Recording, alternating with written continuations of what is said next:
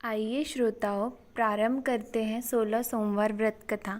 एक समय श्री महादेव जी माता पार्वती के साथ भ्रमण करते हुए अमरावती नगर में आए। वहाँ के राजा ने शिव मंदिर बनवाया था, जो कि अत्यंत भव्य एवं रमणीक तथा मन को शांति पहुँचाने वाला था। भ्रमण करते समय शिव पार्वती जी वहीं पर ठहर गए। पार्वती जी ने कहा, हे नाथ, आइए आज इसी स्थान पर चौसर खेलें। खेल प्रारंभ हुआ। शिवजी कहने लगे, मैं जीतूंगा। इसी प्रकार उनकी आपस में वार्तालाप होने लगी।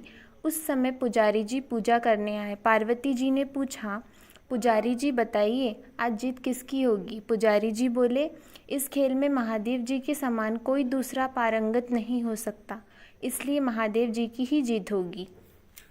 परंतु हुआ उल्टा, जीत पार्वती जी की हुई। अतः पार्वती जी ने पुजारी जी को कोढ़ी होने का श्राप दे दिया।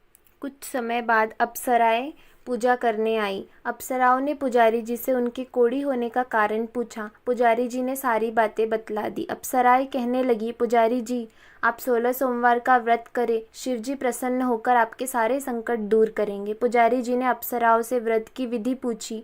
अप्सराओं ने व्रत करने और व्रत के उद्यापन करने की संपूर्ण विधि बता दी। पुजारी जी ने विधि पूर्वक श्रद्धा भाव से व्रत प्रारंभ किया और अंत में व्रत का उद्यापन भी किया। व्रत के प्रभाव से पुजारी जी रोग मुक्त हो गए।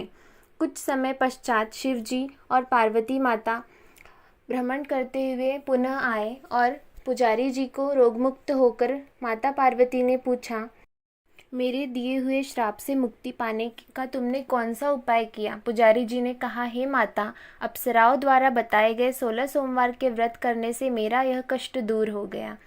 पार्वती जी ने भी 16 सोमवार का व्रत किया, जिससे उनसे रूठे हुए कार्तिकेय जी भी अपनी माता से प्रसन्न होकर आज्ञाकारी हुए।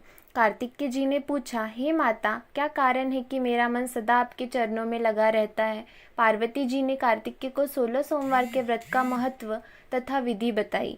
तब कार्तिकेय जी ने भी इस व्रत को किया तो उनका बिछड़ा हुआ मित्र मिल गया। अब मित्र ने इसी व्रत को अपने विवाह होने की इच्छा से किया। फलतः वह विदेश गया। वहाँ के राजा की कन्या का स्वयंवर था। राजा ने प्रण किया था कि हथिनी जिस व्यक्ति के गले में वरमाला डाल देगी, उसी के साथ राजकुमारी का विवाह करेंगे। यह ब्राह्मण मित्र भी स्वयंवर देखने की इच्छा से वहाँ एक कोने जाकर बैठ गए। हथिनी ने इसी ब्राह्मण मित्र को माला पहनाई तो राजा ने बड़ी धूमधाम से अपनी राजकुमारी का विवाह उसके साथ कर दिया। तत्पश्चात दोनों सुखपूर्वक रहने लगे। एक दिन राजकन्या ने पूछा, हे नाथ, आपने कौन सा पुण्य किया जिससे हथिनी ने आपके गले में वरमाला पहनाई? ब्राह्मण पति ने कहा, मैंने कार्तिकेय जी द्वारा बताए अनुसार 16 सोमवार का व्रत पूर्ण विधि विधान सहित श्रद्धा भाव से किया, जिसके फल के कारण मुझे तुम्हारे जैसी सौभाग्यशाली पत्नी मिली।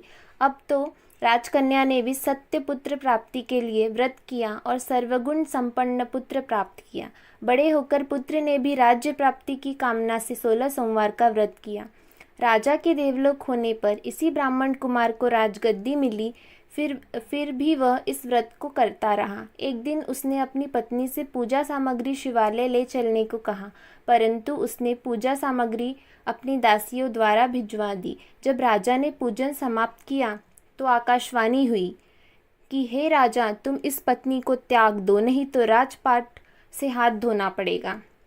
प्रभु की आज्ञा मानकर राजा ने पत्नी को महल से निकाल दिया। तब वह अपने भाग्य को कोसती हुई एक बुढ़िया के पास गई और अपना दुखड़ा सुनाया तथा बुढ़िया को बताया, मैं पूजन सामग्री राजा के कहने अनुसार शिवालय में नहीं ले गई और राजा ने मुझे निकाल दिया। बुढ़िया ने कहा, तुझे मेरा काम करना पड़ेगा। उसने स्वीकार कर लिया। तब बुढ़िया ने सूत की गठरी उसके सर पर रखी और बाजार भेज दिया। रास्ते में आंधी आई तो सिर पर रखी गठरी उड़ गई। बुढ़िया ने भी डांटकर भगा दिया। अब रानी बुढ़िया के यहाँ से चलते चलते एक आश्रम में पहुंची। गुसाई जी उसे देखते ही समझ गए कि यह उच्च घराने की अबला विपत्ति की मारी है। वे उसे धैर्य बताते हुए बोले, बेटी, तू मेरे आश्रम में रह, किसी प्रकार की चिंता मत कर। रानी आश्रम में रहने लगी, परंतु जिस वस्तु को उसका हाथ पड़े वह वस्तु खराब हो जाता था।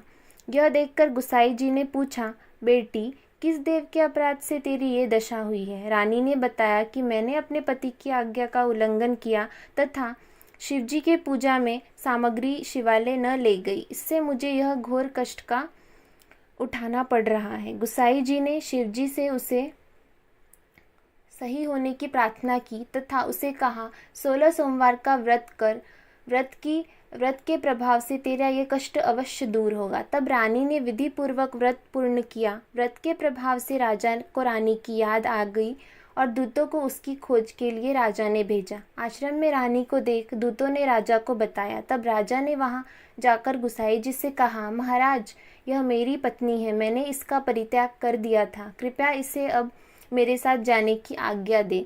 शिवजी की कृपा से प्रतिवर्ष वे दोनों 16 सोमवार का व्रत करते हुए आनंद से रहने लगे और अतः में शिवलोक को प्राप्त हुए। इसी प्रकार जो मनुष्य भक्तिपूर्वक, श्रद्धापूर्वक और सच्चे दिल से महादेव की पूजा करता है और 16 सोमवार का व्रत करता है तथा सुनता है, उसके सारी मनोकामनाएं पूर्ण होते हैं, अतः वे शिवलोक को प्राप्त होते हैं।